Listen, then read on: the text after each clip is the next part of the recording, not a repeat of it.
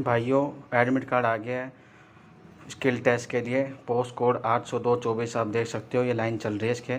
जे का admit card आ गया, जिनका भी 7 और 8 को हो अपना चेक कर लेना। इस पर सीधे से जाके क्लिक करना, दिल्ली गवर्नमेंट की वेबसाइट खुल जाएगी। इस पर जाके ये देखो साफ लिखा हुआ है admit card available for the post को 3rd tyre junior judicial assistant.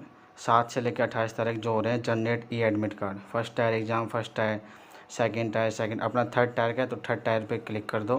PAT और स्किल टेस्ट वाले के ऊपर ये खुल जाएगा। अपना एग्ज़ाम रोल नंबर डाल देना जो टायर 2 का था। टायर 1 वाले का एग्ज़ाम रोल नंबर नहीं डालना, टायर 2 का डालना है और क्लिक टू जनरेट पे क्लिक कर दो। सबसे पहले इन्फॉर्मेशन दी है आप लोगों को, चैनल को सब्सक्राइब कर देना। डिटेल वीडियो ला रहा हूँ कैसे क्या करना है। Thank you.